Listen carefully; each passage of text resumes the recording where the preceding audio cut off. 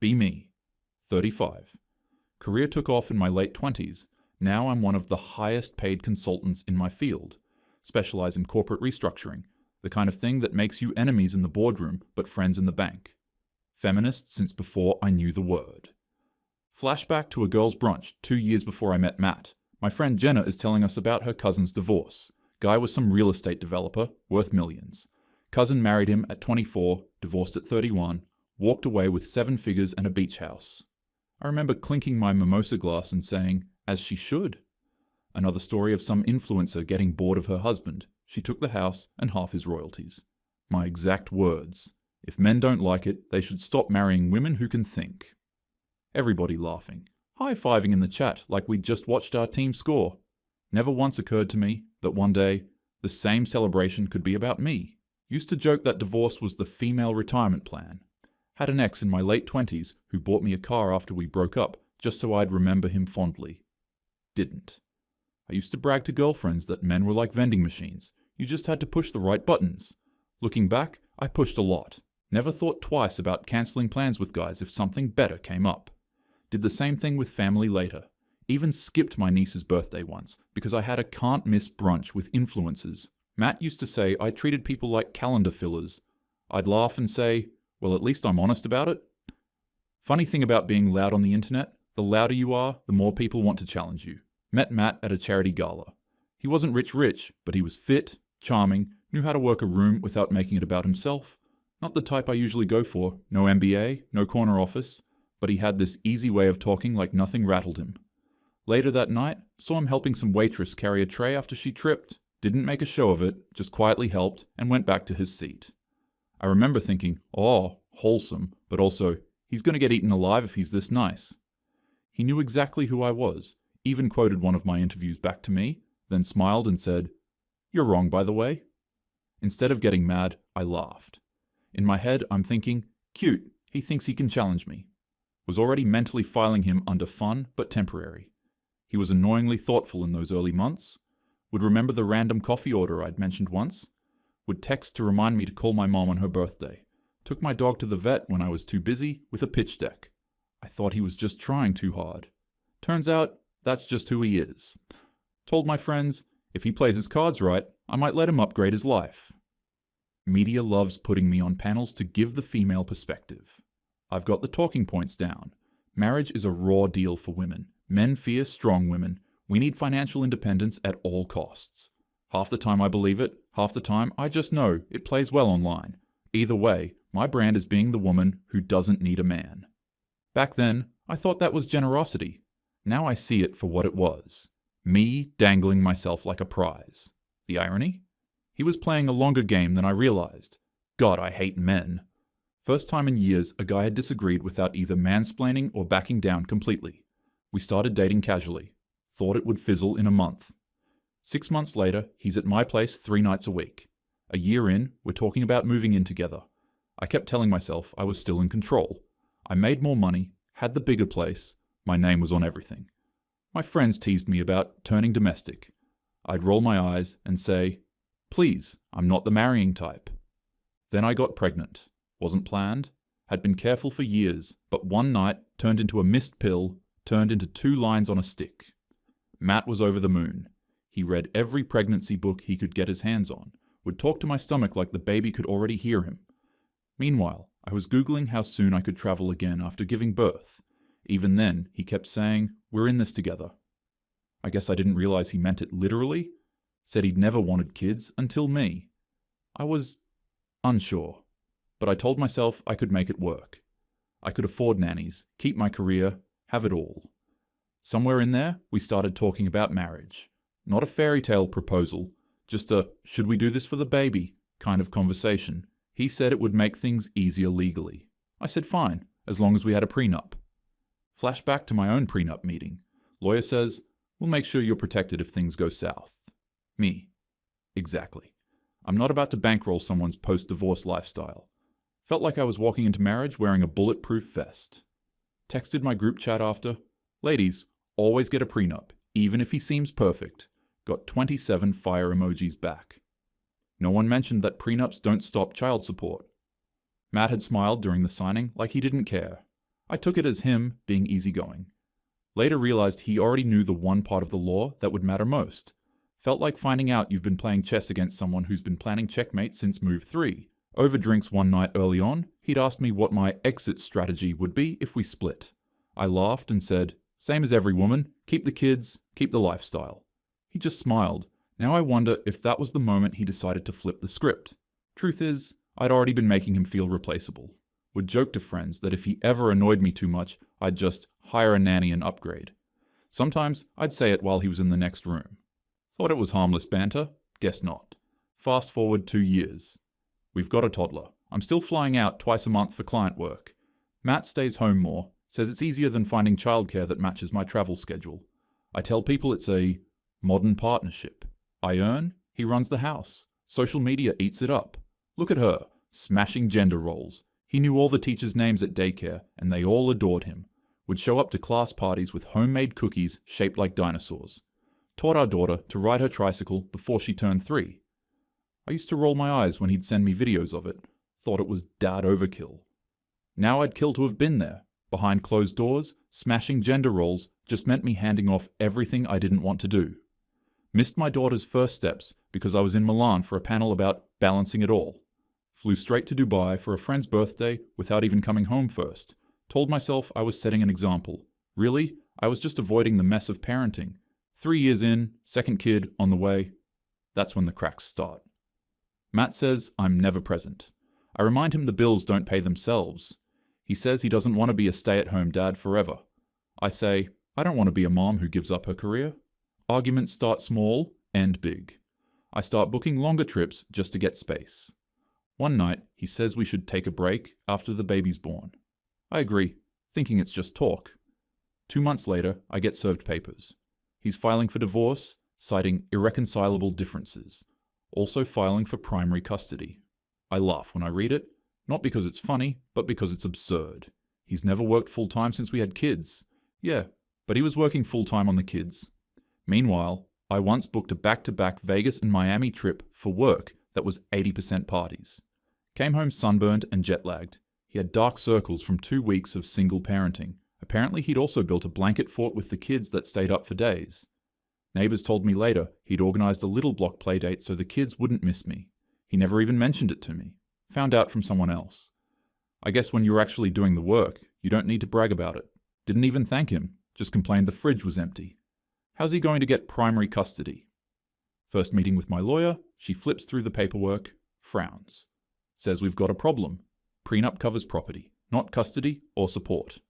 Me. How is this even legal? I have the prenup. Her. Prenup covers property division, not child support. Me. That's ridiculous. Her. That's the law in every state. Felt like she was speaking a language I didn't understand. She says in this state, the parent who's been the primary caregiver usually gets majority time. That's him. Because while I was flying to New York, Dubai, Singapore, he was packing lunches, doing daycare pickups, taking them to doctor appointments. In court, that matters more than who pays for it all. They even brought up the time I forgot to pick our son up from daycare because I was at a rooftop networking event. Had to send a junior assistant in an Uber to get him. Judge asked why I didn't just leave early. Said, I couldn't. There were VPs there. My lawyer's face said it all. She told me women almost never pay child support, even rich ones. The only reason I was in danger was because I'd basically handed him the primary parent title for years, and because I was dumb enough to post boss mom pictures from hotel suites while he was making school lunches. I tell her fine, we'll just do 50-50. She says that's possible, but if he fights it, it'll be ugly and expensive. I'm already looking at 6 figures in legal fees if this drags out. Matt doesn't blink. He comes to mediation with a calm voice and a binder full of schedules, photos, and teacher statements, all showing him as the present parent. He has printouts of every school event he's attended, every doctor visit he's handled, even had notes from when our daughter had a fever at 2 a.m. and he stayed up all night with her. I didn't even remember that happening. The judge sure did. A guy in the hallway tells me, "First time I've ever seen the dad win in this courthouse. You must have really screwed up." I wanted to snap at him, but I couldn't think of a lie fast enough. A few weeks before the final hearing, I'm arguing with my lawyer in the parking lot after mediation. Me. He's only going for custody to get money? Her. Or maybe he's going for custody because he's had it this whole time. I stood there in silence. hating how much that sentence rattled me. Custody ends up 70-30 in his favor. My weekends are suddenly every other, plus one dinner visit midweek if I'm in town. I'm furious, but my lawyer says it could have been worse. Then comes child support. I nearly choke when she explains the formula. Doesn't matter that I already pay for their private school tuition, health insurance, extracurriculars. Support is calculated off income, period. And since I make over $2 million a year, the number is obscene. First hearing, I think we'll negotiate it down. Matt's lawyer argues the kids are accustomed to a certain lifestyle.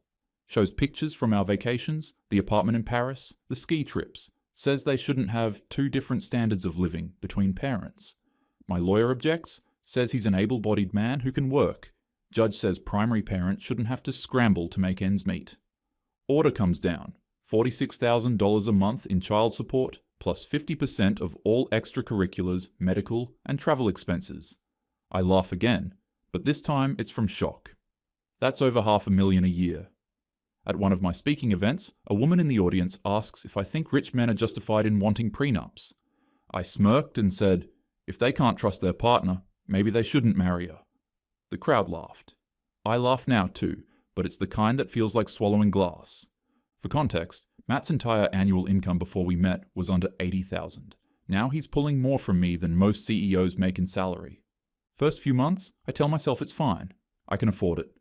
I've got investments, brand deals, a steady stream of clients. But then the other hits start coming. Divorce legal fees, $280,000 by the end of year one. Custody evaluations, $15,000. Therapy for the kids, $8,000 a month, split equally, but half of that's still me. Media picks it up after the order is filed. Feminist mogul ordered to pay record child support. My inbox floods, half gloating, half telling me, welcome to the other side. Had lunch with a client, older guy going through his own divorce. He asked, hurts, doesn't it? I snapped back, this isn't the same, he's a man. Client just smiled and said, the math doesn't care. Had another guy tell me his ex-wife took their house, car, and 60% of his paycheck. I said, well, maybe you should have picked better. He said, maybe you should have been there for your kids. Couldn't decide if I wanted to throw my drink or cry. Text from Jenna one night. Remember when you said men exaggerate how bad divorce is for them? She attaches a meme about child support. I type back, they still do. Then put my phone down and cry for half an hour. First time it really stings is Christmas. I'm in Aspen with friends, kids are with Matt. Scroll Instagram, see them opening presents in the house I bought, with his new girlfriend in the background. Caption, so blessed. Kids looked happy though. Matt always made sure the kids called me before bed on my nights away. Never badmouthed me to them. At least, not that I've heard. Even sent me a picture once of them holding a card they made for my birthday. I stared at it for 10 minutes, trying to decide if it made me feel better or worse. That was the worst part. They weren't pouting, they weren't asking for me. They'd adapted. Once, my son called Matt's new girlfriend Mom in a video he sent me. I told myself he was just confused. But deep down, I knew it was because she was there for bedtime stories and pancakes. Things I hadn't made time for in years. And I hated him for making my absence look easy. One of them was holding up the toy I'd bought last month. Hit me that they probably didn't care which house it came from as long as they had it. Still stung like hell that they opened it there, with her. Half the comments call her a homewrecker. The other half call me a neglectful mom. I close the app, pour another drink. 6 months in, my schedule changes. Not because I want it to, but because I can't justify taking certain projects anymore. Every extra dollar I make just means more for him. My accountant tells me we've got to restructure my company to avoid hitting the next income bracket for support calculations. Coffee with an industry mentor. I complain about the support payments, the custody. She says, you sound like my brother when his ex took the kids. There's no malice in her voice, but I feel like I've been slapped. Never thought I'd be the one trying to make less on paper. Every man I ever mocked for hiding assets suddenly didn't seem so stupid. I used to call it financial abuse when men tried to protect themselves. I still think it is, because men are supposed to be women's ATMs. But it sucks when I have to be in the same position. One night over wine, I tell a friend I'm starting to get it. She laughs, says, "Get what?" I say, the anger men have after divorce. How it's not just losing money, it's losing time, access, dignity. Being treated like a walking wallet by someone who used to say they loved you. I used to think those complaints were exaggerated. Now I see the math in my own bank statements. Matt texts me one morning, says the kids want to go to Italy this summer. Sends me the itinerary, business class flights, 5-star hotels, private tours. My half is $18,000. I ask if it's necessary. He says, "They're used to traveling with you, remember?" I wire the money that afternoon. That night, I eat instant noodles because I'm too tired to cook. Year 2, things level out financially. I sell the Paris apartment, cut back on luxury spending. But mentally, I'm raw. My public image has shifted from independent powerhouse to paycheck ex-wife. Online, men love bringing me up in arguments. Even she admits the system screws you. I don't say they're wrong anymore. Men online love reminding me my situation is rare. They're right. It took years of me handing him the kids on a silver platter while I chased work trips, and being loud enough about my income for a judge to salivate. Doesn't make it hurt less, but it does make it mine to blame. Last mediation, I try to negotiate more time with the kids. Matt says he's open to discussing it when they're older. Judge won't change the order unless there's a major shift in circumstances. I realize the custody piece is harder to swallow than the money, because money you can make back. Time, you can't. People still ask if I'd ever get married again.